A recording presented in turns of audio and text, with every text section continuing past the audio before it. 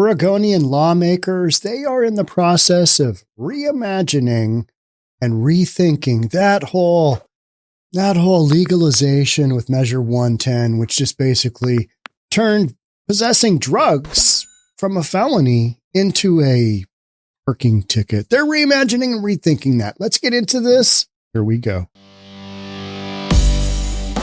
So Measure 110 under a microscope as Oregon lawmakers work to remake state drug policies.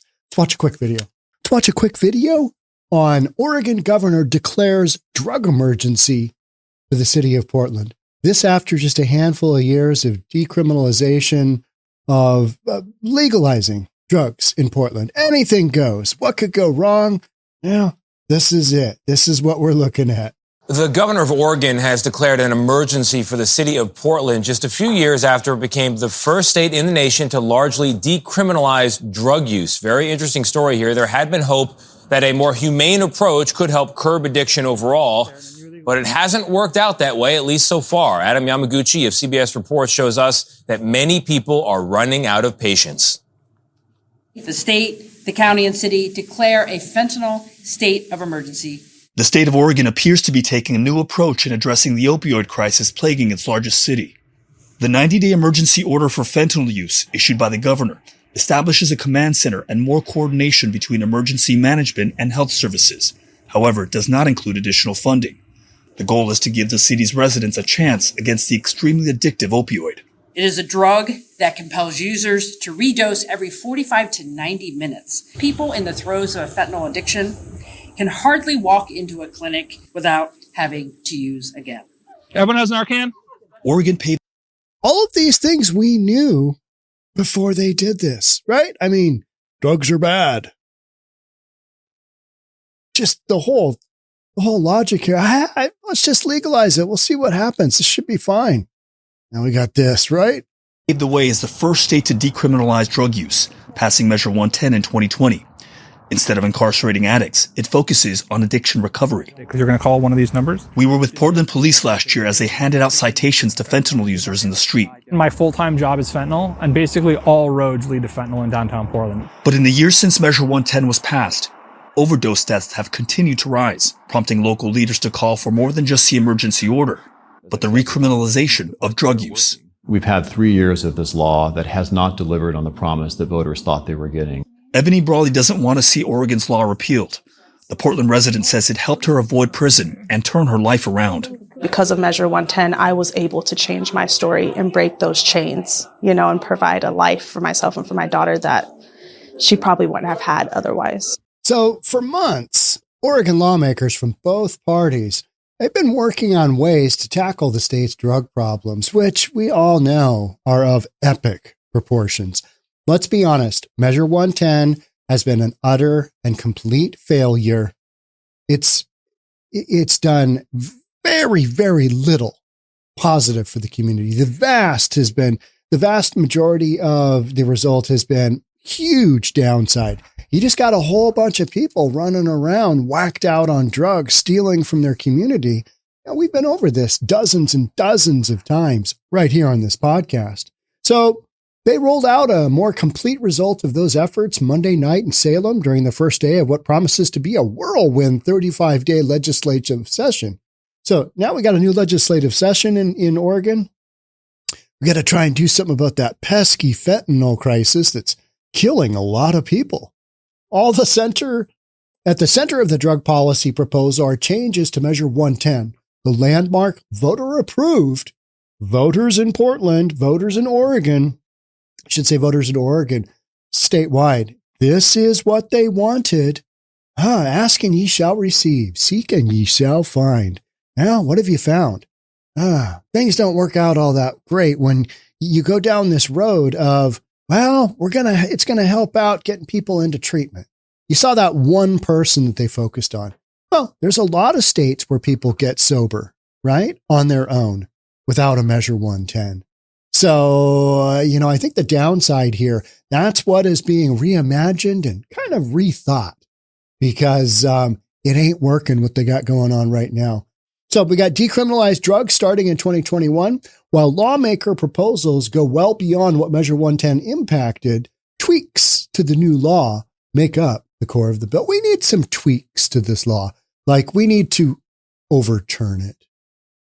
Joint Committee on Addiction and Community Safety Response met at 5 p.m. to roll out the details of House Bill 4002, which was outlined in a pre-session meeting last month. While the committee itself is bipartisan, House Bill 4002 is largely the brainchild of Democrats on the committee. Republicans previewed their own more drastic bill weeks ago. Nothing drastic by the Republicans ever gets through in Oregon. It just doesn't, because that's not how things work there, right? That's how you get to a place in your state where you are declaring a fentanyl crisis, an emergency, because of legislature that you enacted voluntarily. Hey, let's float this out to the people in Oregon. Yeah, I think that's a good idea. Some of it was that they were promised that, hey, this is going to get more people help. Oh, okay. Well, they need that. So let's go ahead and get this bad boy in. A lot of this, the Measure 110 was based on what Portugal has done legalization wise. But Portugal has the ability to actually get people into treatment, and they have treatment. They have adequate treatment. Oregon does not. Oregon is one of the worst states in the United States for getting treatment to its constituents.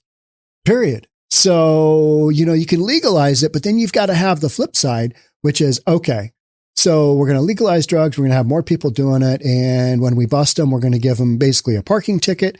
And then that's going to propel them into treatment. It hasn't exactly worked out that way. The co-chairs of the committee are both Democrats and former prosecutors. Representative Jason Kropp hails from Bend, Oregon, and his career includes work as a public defender in Portland and later as a deputy district attorney in Deschutes County. Senator Kate Lieber is from the Beaverton area and spent time as a prosecutor in Multnomah County. Both lawmakers believe that the drug decriminalization under Measure 110 did not work as intended. Just so many blinding glimpses of the obvious here, right? And it didn't work, certainly, how voters were expecting it. I don't know how these folks in Oregon actually thought this would go down. All right, we're going to decriminalize everything. The worst that you're going to get is a parking ticket. It should be fine. I mean, they're telling us that even though we don't have any of the treatment facilities really set up, we don't really have all the money dialed in, we don't have the resources, let's just give this a roll of the dice. And, those whole results from Portugal, it should work out fine. This should be fine.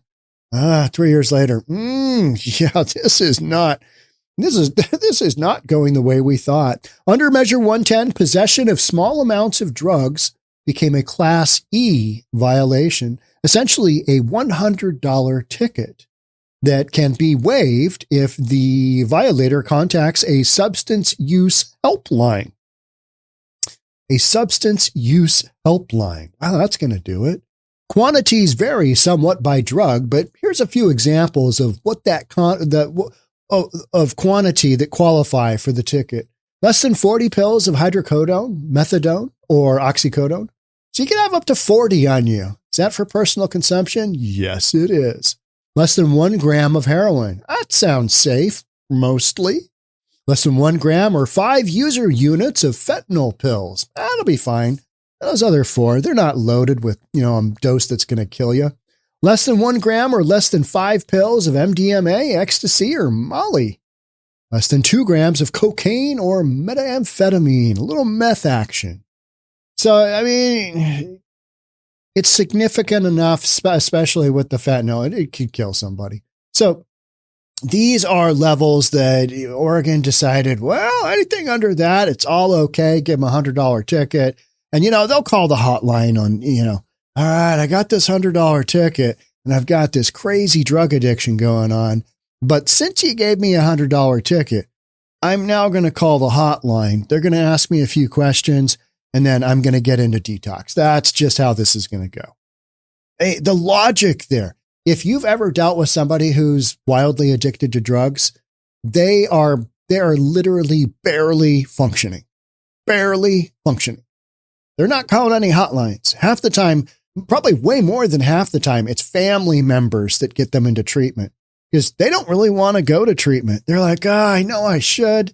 I know I want to get my life back in line. But the drugs that are out there right now are so addictive that they don't have the ability to make those cognizant decisions that get them down that road. But, folks in Oregon thought differently. We'll give this a whirl. We'll just see what happens. The new proposal, House Bill 402, would change all of these violations to a Class C misdemeanor. So it's still, we're still not there. A crime punishable by a maximum sentence of 30 days in jail, a $1,250 fine, or both. And you start throwing people willy-nilly in jail in Oregon, you're going to have to throw a lot of folks in jail because you've got a lot of drug tourism going on in Portland, don't you? Everybody knows. Something bad happens to you down in San Fran, work your way up to Portland. Portland doesn't work out, work your way up to Seattle. Seattle doesn't work out, get your ass across the border into Vancouver, BC. They'll take care of you there. It's wild, right?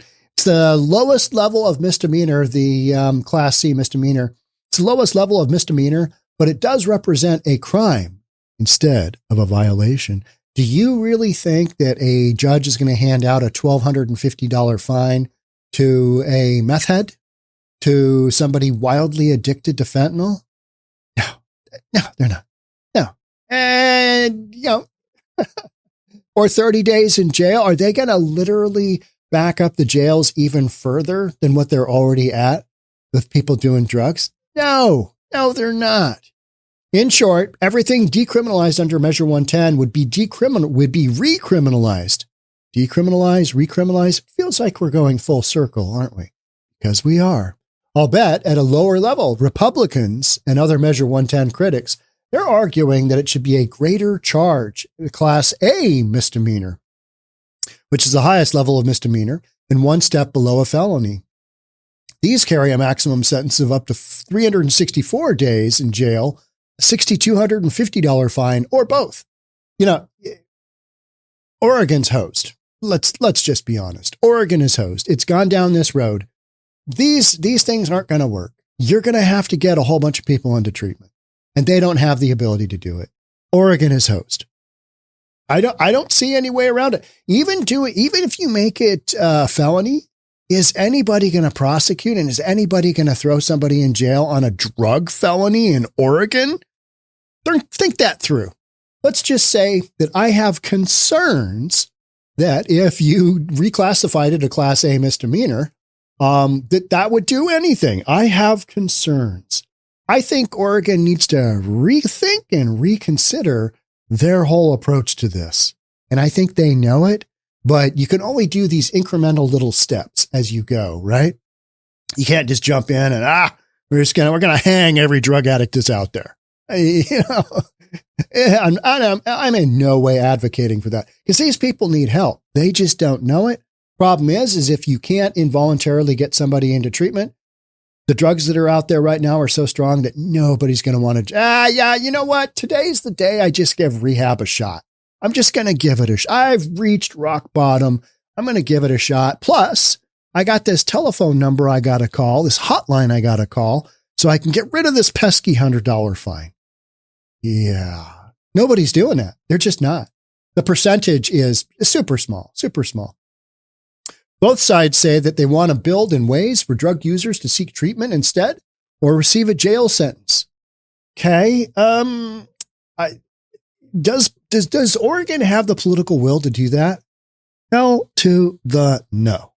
So what are you going to do? You're just going to struggle along, and we're going to do a lot of reimagining and a lot of rethinking, and we're going to have a lot of concerns because the end result is you've got shenanigans all day long in Oregon, and it's not going to get better till you get really serious about this. And you're going to have to provide a ton of resources to provide people the ability to go through detox, go through whatever it is, get them back on track, get them up and running, because this stuff is brutal to get people off of. And everybody knows it because you see so few instances of people, they're getting better. They're putting their life back in order. It can be done, but it is a massive uphill battle. And if you don't have these things pushing back, constantly pushing back on what is legal and what is okay and what you can get away with, you've had quite the opposite in Oregon. you've had officials there basically handing out needles. I watched a short the other day, and it was a guy looking for a needle in Portland, and he said he couldn't find one. He sounded, somewhat lucid, maybe just a regular old heroin addict. Back in the day that used to, heroin, that's terrible. That's awful. Well, now it's fentanyl because that'll just, take you down. So it would be coordinated by a local mental health authority. It would be free to the person using it and would need to be available within 30 days of the person being referred there by police. Okay, so are police going to be able to basically involuntarily commit folks? Slippery slope there again, because now I think, and then we got this whole thing. Lessons for Oregon from the Measure 110 trip to Portugal.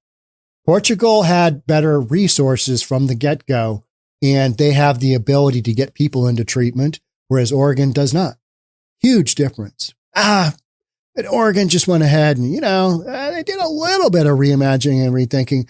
But more importantly, they're just like, this is the greatest concept. This is really going to help people get off the drugs. And they just went with it. And here we are. Here's your sign. Yeah, it would not have taken a rocket scientist to figure this out. And it doesn't. But since you don't have much in the way of conservative leadership in Oregon, this is what you get. So for those who attend the deflection program, receiving a behavioral health assessment and showing up to a follow-up appointment, even that is almost mission impossible with people that are whacked out of their minds on this stuff. So the entire Class C misdemeanor would go away, although the mechanism for doing so isn't as simple as just waving a magic wand. Absolutely, it's not. You can have this stuff on the books, but unless you've got the physical mechanism, that dude over there is going to arrest that dude. That dude is not going to go to jail because he is going to involuntarily go to drug treatment as opposed to jail. Something along those lines, right? But you can't involuntarily put people in treatment because we're not really doing that. And, maybe it's by his own choice. People aren't making that choice in today's drug market. It's not one of those things. And I think that's what so many of these folks have a hard time with, is that people aren't going to do the right thing because their addiction overrides any of that. Jessica Minileff is with the Office of Legislative Counsel, which helps to write the actual laws and explains it back to lawmakers. She described in painstaking detail how people who go through the deflection program would then earn an affirmative defense. Basically, there's an affirmative defense for this new Class C misdemeanor if the person completed a qualified diversion or deflection program that they were referred to when they were contacted by the police officer concerning the conduct constituting possession. You're going to put this on the cops? Whole thing in Oregon is just, it's broken. It's just wildly broken. So we've got this, we're going to try and rework it in Oregon. I don't have great hope at all. The idea behind the change is to get drug users caught in possession to engage more concretely with the Oregon behavioral health system, such as it is, or face some criminal consequences. If that's what it's going to take, I'm all for it. But ultimately, you need to get folks into treatment. But there's going to be, a large percentage that are going to say, hell to the no, I'm not doing that. And those are the folks that, hey, it might need to reimagine and rethink their freedom because they're the ones out robbing, stealing, committing all kinds of crazy crimes, assaulting other people. And half the time it's folks that have these, extreme mental issues as well. And they're self-medicating. And so the whole thing is just this powder keg. And that's why you've got the governor in Oregon basically saying, hey, we have got an emergency crisis here. I think if you watch any of the video on Portland and its drugs and Eugene and its drugs, you would say, yeah, there's a big issue there. We need to do something. What we've got going on is not working. It is currently not working. What I would like to see in that bill is something to the effect of the dollar amount we're spending on something versus the whether it's working or not. And that would give you the dollar per success. It's going to take a long time to figure out what works, but criminalizing it, yeah, you got to have some pushback. Because for a while, you're going to be up against folks who are like, what? It's what? It's not legal. What do you mean? What do you mean? I've been in this drug haze for years, and you're telling me now that it's not legal? Yeah, because you've gone down that road, and now you got to, dig yourself back up. You got to winch yourself back up that mountain. Not an easy task. Let's skip over to, here's a story. This is a story from NPR. Yeah, let's read from National Propaganda Radio. On a gray November afternoon in downtown Portland, Officer Joey Yu stood hunched over a city-issued mountain bike. The sidewalk was dotted with tiny scraps of tinfoil used for smoking fentanyl. Down the block, a man officer said was high on meth was raging about his stuff being stolen. I have watched that happen. I've watched that happen over in Seattle. This whole thing is really sad. I mean, it is crazy bad because these people do have families. This is somebody's son. Could be somebody's dad. This is somebody's brother. This is, yada, yada. And the fact that Oregon has gone down this road mistakenly and now wants to do something about it because things have gotten so bad.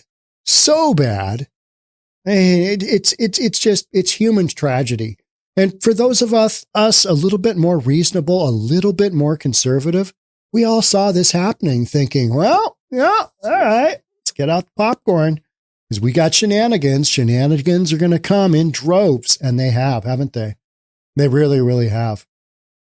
Do you have any questions? This is the officer. Do you have any questions while I'm talking to you about why I'm giving you this citation? Officer, you asked a young man he stopped for using fentanyl in public. NPR is not using his name because he was in no condition to give us permission to do so. That sounds about right. The guy is whacked out of his mind on drugs. I mean, it could be permanently. A lot of these guys, they go into this like drug psychosis, right? And you see them walking around and the drugs have really, really taken effect and have impaired their ability to think normally. These people are mentally disabled at this point. Yeah, they're just on drugs, Sean. Yeah. Well, you put those people in jail? Yeah. Okay. All right. Yeah. I mean, I hear you. Put them in a mental institution? Maybe. Definitely get them into treatment. Get them sobered up. Get them cleaned out.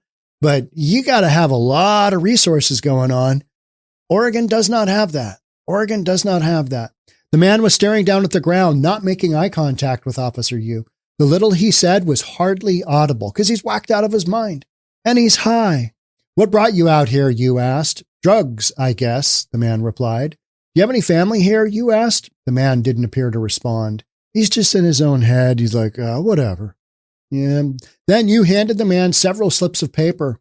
One was a $100 citation. Another had the phone number to a state-funded hotline.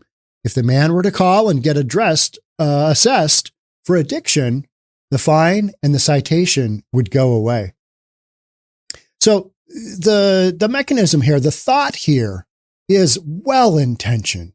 It's just wildly naive to think that you hand somebody whacked out of their mind on fentanyl or meth or whatever a piece of paper and say, hey, you know what? You can get out of this little tiny jam you've got here. Because to these folks, $100 citation, what do they care? They're sleeping in a tent, maybe just not even a tent, maybe a piece of cardboard.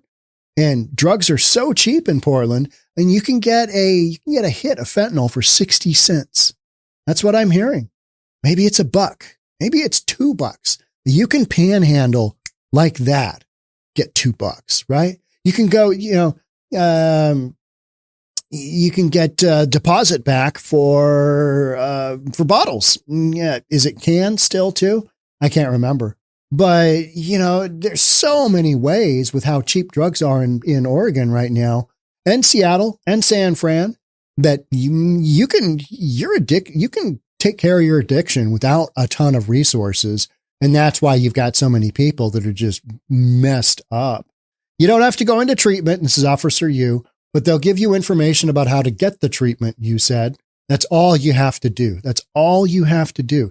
If you are whacked out of your mind on drugs, that is a insurmountable amount of tasks that you have to do. You got to figure out how to call make that call, go through the whole drill, and then recognize you got to be able to tell them, hey, the reason I'm calling is because of this, because I got this citation. It's never going to happen. People aren't going to do that because they're more like this catatonic dude here. I mean, he's being asked some pretty important questions, and he doesn't know what planet he's on, let alone the fact that he's getting $100 citation. And he's literally going to use that $100 citation to litter the ground with the tinfoil that's down there from all the fentanyl. Court records show the man never made the call. What? I am shocked. What do you mean? He didn't just Johnny on the spot call up 1-800, get me out of this jam, type deal. And the story goes on to say that's typical. And that's why Measure 110 has failed wildly. It's this ideal, minded thing. Well, let's just give him a chance. This should work out. It should be great. You're not dealing with normal people thinking normally, applying rational thought to a situation that at any given day, any given moment, pop one of those pills, smoke the pill, whatever, could kill you. So far, police have handed out more than 7,000 citations, but as of December, only a few hundred people had called the hotline to get assessed for a substance use disorder. And you know what? Okay, so they get assessed. That's based on information they give them, and they are a whacked out of their mind drug addict. Very few people are going to honestly go through that. How often do you use? Sometimes every other day. I mean, maybe once a week. Okay, yeah, you're not bad enough to get into horses. And I'm minimizing to a large extent how serious this is. Because literally, these people could die at any given point in time because fentanyl's been such a known killer. And even fewer assessed treatment, and even fewer access treatment through the citation system. So it goes from, your big funnel. Hey, let's get them to call. Super few call. Even fewer actually end up in treatment. Advocates for the measure argued the criminal justice system didn't effectively treat addiction. They said it disproportionately harmed people of color. We always go to that, don't we? So then we should overturn it and we shouldn't do it just because of, Before it passed, the state estimated it would reduce racial disparities in conviction rates. I'd love to see the numbers on that. Doesn't matter whether you're black, white, brown, whatever. You get hooked on this stuff, it's a one-way freight train to something bad happening to you, right? Back on the street, Officer Yu said handing out citations doesn't appear to move people from using drugs on the streets into treatment programs. Who would have thought? I think any reasonable person would have gone, does this logically make sense? No, it doesn't. But in a liberal city like Portland, they want to give it a run. They want to give it a try because they believe in humanity. They have compassion for their fellow human being. But that compassion is actually turned into killing many of their fellow human beings. And now it's to the point where their governor is like, we've got an emergency on our hands. We've got some real concern. We've got concern, folks. We're going to have to reimagine and rethink the shenanigans that we've created. The same people I gave a citation to yesterday, today I see doing the same thing, you said. Not shocking, is it? No, this is completely and 100% predictable. What is so entertaining about it is that you could have seen it coming from 100 miles away and you could have predicted this. You know what? I don't, that Measure 110, I don't think that's going to exactly work out as planned because you know why? You don't have the full scale capabilities of enacting it. Because even if 100 people call in and I need to get into treatment, can you assess me? They don't have the ability to cover all those folks. They barely have the ability to cover the bare bones, what they've got going on right now. So we got a heated debate at the state capitol. What's happening here on the streets of Portland has led to a passionate debate about substance use and drug policy in Oregon. So some of the background there is things that impact the community, like the homelessness, like the, pitching a tent just wherever the F you want. There's been so much pushback on all of this. And then local communities saying, we're tired of this. Got to have my kids play inside because, all these drug addicts out in the backyard, we don't know what they're going to do. Sometimes they scream at the clouds. Sometimes they scream at cars going by that have, no bearing on anything. These people are out of their mind. They're a danger. They're a danger to our family. People are getting wildly upset. But the bottom line is, oftentimes they're the ones that voted in Measure 110. Because somebody did with a big majority. Somebody did. So not everybody in Portland can say, you know what? I was on the right side of this one. The majority, the overwhelming majority, this is what you get when you go down these roads and you don't have things planned out from the standpoint of having the resources in place to take care of all these addicts. You're not really looking to get people the help they need. You're looking to lessen the impact up front of getting some kind of felony offense or, and then that has gone wildly sideways. And here we are still talking about this 3-4 years later. Opioid overdoses have surged across the state since Measure 110 passed. Weird. I mean, I myself wouldn't have projected that.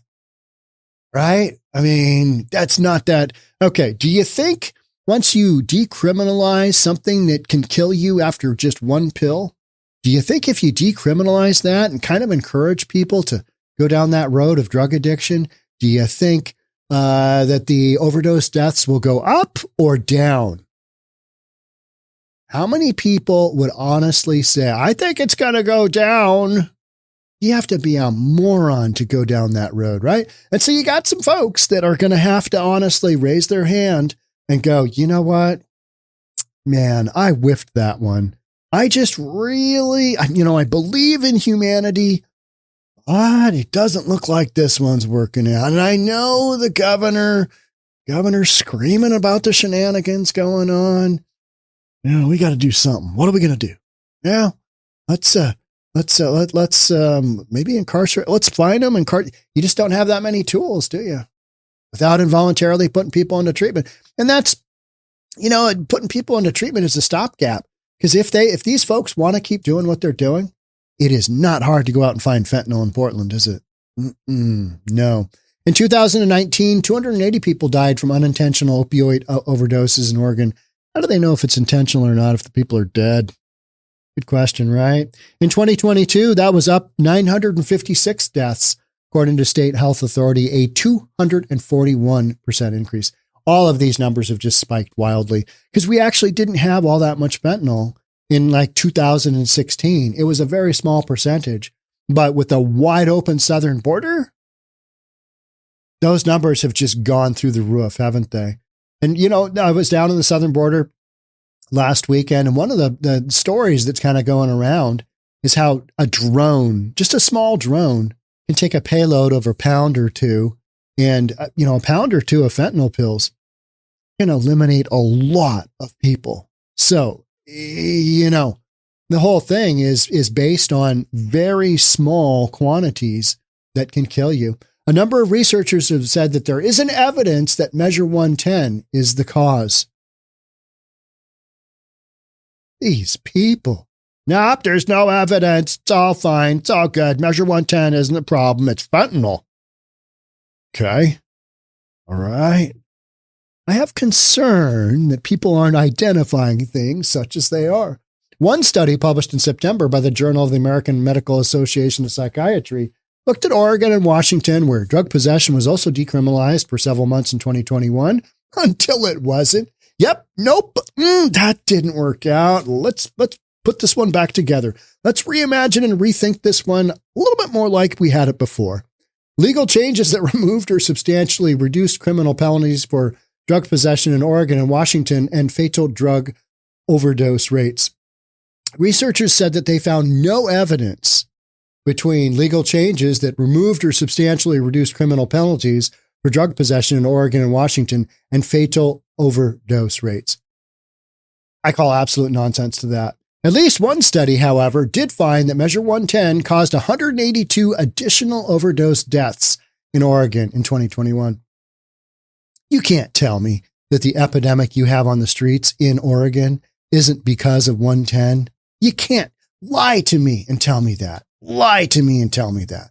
It's just, this is logic. This is reasonable. This is, it's like, all right, there you got point A. Here's how you get to point B. That little pathway there, that's reality. That study, published in the Journal of Health Economics, said that those additional deaths represented a 23% increase over the number of unintentional drug overdose deaths predicted if Oregon had not decriminalized drugs. Oregon's undergoing a massive failure of their system. And Seattle has had the same, San Francisco, same impact. Any of these big blue liberal cities where they've basically essentially said, it's okay. It's all right. It's all right to do drugs. Harm reduction says that, people have the right to take drugs and kill themselves. That is literally what they believe. And so, you know what? People are doing that. And so that's the end result of so much of what you're dealing with in these big liberal cities is this belief that people have the right to do whatever they want, even though if it's impacting others and it's impacting society in general. And, it's okay. People got to be able to do what people got to do. Well, not if it's breaking the law and not if it's really impacting society. I'm a big no-go on that. So in virtually every state, fentanyl is intimately linked to overdose. Said Del Ponzo, who spent 23 years as a police officer. We just know it.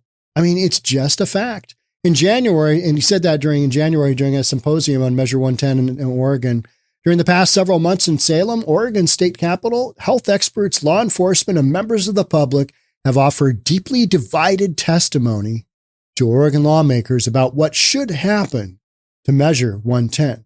Hundreds of people submitted testimonies, including some who argued that taking away criminal penalties for drug use hadn't worked. It doesn't.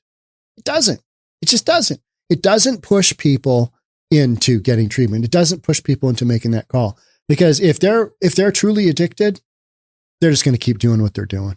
And jail might be their only savior from the standpoint. It gets them off the streets for a little bit and it slows down their ability to get those drugs. They can still get drugs if they're inside. So, it's a known quantity.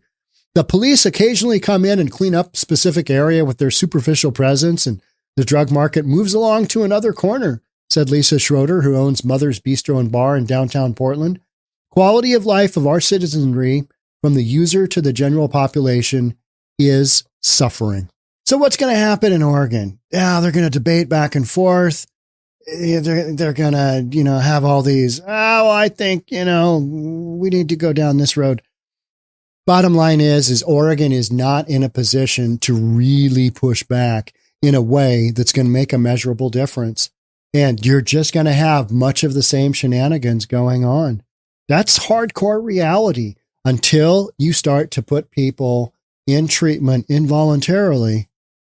I don't see this changing much, or jail. And I don't really see Oregon, becoming another Texas where there's like zero tolerance for this stuff. I don't see that happening. And until folks recognize that you're going to have far greater pushback than making it, a slightly higher level of misdemeanor, you're going to have much of the same. The shenanigans shall continue. And that's unfortunate for the folks in Portland and in Oregon that said at the beginning, that minority that said, you know what, I don't think 110 is a good idea. This isn't really going to work out all that well. And now they're on the front lines of, yep, I told you so. Where's that get anybody? Nowhere. The shenanigans shall continue in Portland, Oregon, and in Seattle, because we've got this tolerance for drugs that are killing people, and they're killing people at record levels. 112,000, I think, is the number for 2023, up from 107,000 in 2022, something like that. I mean, it's a lot of folks. And are we, shutting down the economy for it? No, we're not. We're just like, that's an epidemic. Yeah, we need to close that southern border. But yeah, can't work out that. Let's go ahead and legalize it. Should be fine. That's it for me on this one. Thanks so much for being here. Love to have you subscribe if you're enjoying this content. Love to have you hit the notification bell. We release 2 podcasts a day, Monday through Friday. One on Saturday, one on Sunday. Thanks for being here. I'll catch up with you in the next one. Bye for now.